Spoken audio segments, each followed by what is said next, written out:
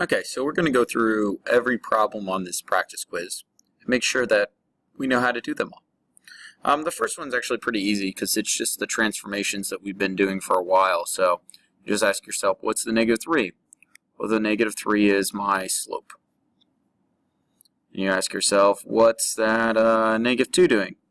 Well, that -2 is going to be, tell me to go left, it's always opposite, so it shows -2, but that means it's a +2, so we're going to go right 2. And then what's that 6 doing? Well, that 6 is going to tell me up 6, because that one's actually not opposite. So those are the transformations. You just have to write the 3 things down. Okay, let's try the next one. Okay, so for this question number 2, normally we got to find the vertex and the y-intercept. And so to find the vertex, you need to do -b/2a. But this problem right here, it doesn't have a b value, so we can't use that formula. But because it's in vertex form, we know some things. Just like the last problem we knew about the transformations, we know the transformations here. So our transformations tell us that we're going to go left 3 and down 4. So if you're just thinking about where you'd start this graph, you'd go left 3 and down 4, so you'd start it right there. Well, another name for our start point is our vertex. So our vertex starts at -3, -4. And now the y-intercept, well, the y-intercept is the point where it's going to hit this y-axis. So you actually know the x value of that y-intercept. The x value is 0. So then we're going to plug 0 into that equation, giving us -2 times 0 plus, plus 3 squared minus 4, which that would give us -2 times 3 squared minus 4, which would be, well, that 3 squared is 9, and 9 times 2 is -18, minus 4 would give me -22. Now for this equation over here, we don't have the nice, moving things that we have there, so we are actually going to have to do our -b/2a. In this case, that'd be -12 over 2 times -2, which would be -12 over -4, which is going to give us a 3. Well, then we're going to plug that in and find our answer. So I'm going to take my calculator and plug that all in, because I don't want to do that by hand. So that would be -2 times 3 squared plus 12 times 3 plus 7. When I do that, I get 25. And now to find the y-intercept again, you know what x is. X is 0, so if you plug that in, you get 0, 0, 7. So that would be those next 2 problems. Let's try the next ones. Okay, so this one's pretty easy. It's asking for the axis of symmetry. And your axis of symmetry is the line that cuts this thing in half. And we can see that happens when x is -1. So the axis of symmetry is when x is -1. Now we've got to find the vertex, which is that bottommost point. We know that bottommost point would be -1, -2. Does this thing have a max or a min? Well, obviously this thing has a min because that's its lowest point. And then the min value is -2. For the min value, you always talk about how low it goes. You don't really use both things of the vertex. Okay, so that'd be this question. Let's try the next one. Okay, so we have to place this in vertex form. To place this in vertex form, if you remember, is y equals a x minus h squared plus k, where this is your x move and this is your y. Obviously this is opposite x move, that's why it's negative. Oh, and that's your slope. So we need to find our x and our y value. How you find an x value from this is you do -b/2a. So in this case that would be a +6 because it's already negative, over 2 times 3, which would give you 1. Then once you have 1, you're going to plug that into there. Well, that would be 3 minus 6, which is negative 3, minus 5, which is negative 8. So that's my point right there. And now we're just going to plug everything in. So that'd be y equals, your slopes remain the same, so that's my slope, and that's also my slope, so that's going to be 3. You'll have x, and this is opposite, so we got 1 as our answer, so we're going to put in negative 1. And then negative 8. And that would be my answer right there. Let's try the next one. If I have to place this in standard form, what I need to do is I need to do what it tells me to do. So it says square this. So let's square that right there. What it means to square things is you want to times them by themselves. So this would be x plus 4 times x plus 4 minus 1. And you'll notice I put like brackets on the outside. That's because I got to remember that I need to times everything in here by negative 2. So I don't want to forget that. So from here, we will FOIL this out, which will give me x squared plus 4x plus 4x plus 16, which would give me negative 2.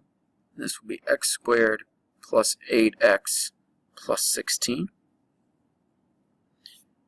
And then we'll times everything in here by that negative 2, so that's negative 2x squared minus 16x minus 32 minus 1, which will then give me my final answer of this. Okay, let's try the next one. Okay, so let's graph these things now. So when we're graphing these things, this one is in a nice form because we can just do what it says to do. Like this says go left 1, so I'm going to go left 1. This says go up 5, so I'm going to go up 5. So that's my vertex right there. And then after I have my vertex, then I get the next points by using my slope. So my slope says go down 2 and over 1, and then go down 2 and over 1. So then I get this nice U shape that develops right there. Well, this is a little different story because the 6 doesn't tell me anything and the 4 doesn't tell me anything. So in this one, I have to do negative b over 2a to get my x value, which would be negative 6 over 2, which would give me negative 3. And then I got to plug all that in to find my y value. So if I plug that in, that'd be 9 minus 18 plus 4, which that'd be negative 9 plus 4, which would be negative 5. So then I graph that point right here, which would be negative 3, negative 5. So that's that point right there. And then I look for my slope, and my slope is up 1 over 1. There's a point right there, and a point right there. So then I just make a graph straight through. And these are my two answers. Let's do the next one. We need to find the intersection between these 2 points. So the easiest way to find the intersection between these 2 points is to graph this thing. So let's graph it on our graphing calculator. We're going to get 2x plus 5, and then we're going to have x squared plus 6x minus 16. We're going to hit graph. See the line there? And we can see the U shape. Now, I can't really see this intersection that well, so I'm going to make a bigger window so I can see that a little bit easier. It looks like we need to, if I could type these things in. It looks like we need to go down further and up further on our y-axis. So I'm going to look again. And even though the graph's a little bit off, I can still see the two intersections. So then we'll do second calculate and hit intersect.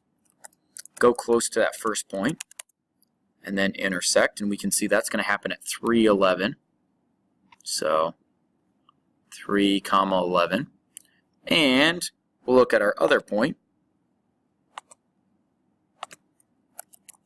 Go to intersect, and now we'll go to the other side. Now, we don't have to get it, like, you have to get it close enough. So that seems close enough. And that's 7, negative 7, negative 9. Those are my answers right there. So if you want to find the intersection, the easiest way is with the graphing calculator. If I don't give you a graphing calculator, we probably won't have that kind of question on a quiz. So let's try the next one. So let's write this parabola in vertex form. So we're going to have y equals, and then we need the slope. We can see the slope here is up 1 over 1, so that's just 1. And now we need the x move. So the x move is right 1, which is always opposite. And then the y move is up 2. So there's my equation in vertex form. So again, the most important thing is find how much it's going over and up, and then plug in your slope. Last one. I guess I was wrong. We have 2 more problems. But on this problem, it's again not too bad because it's asking for us to find a max.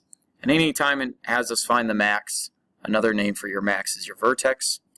So what we would do here is we go negative b over 2a. That's going to give me negative 500 over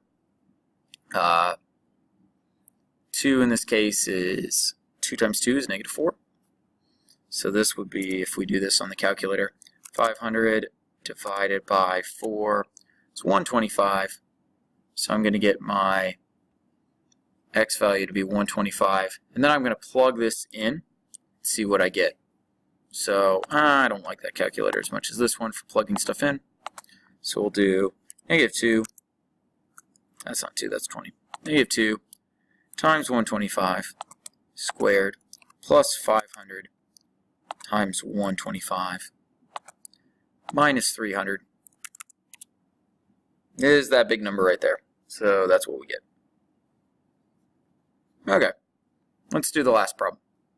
Okay, so we don't need to solve this one, we just need to set this one up. So what does a quadratic equation look like? It looks something like this.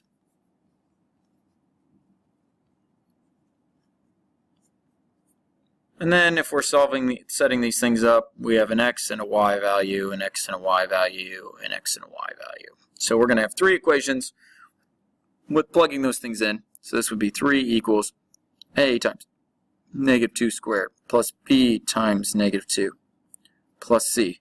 Next one. Negative 5 equals a times 1 squared plus b times 1 plus c. Next one, 12 equals a times 3 squared plus b times 3 plus c. If they actually wanted us to solve this thing, we would be able to get this thing on our graphing calculators by making that matrix of 4, negative 2, 1, 1, 1, 1, and then 9, 3, 1. This would be A, B, and C, and that would be your answers 3, negative 5, and 12. So just make sure when you're setting these things up and you're doing these things, just kind of make sure you first have this, and then you can plug in your x and y's. If you are stuck with anything or need help with anything, just let me know.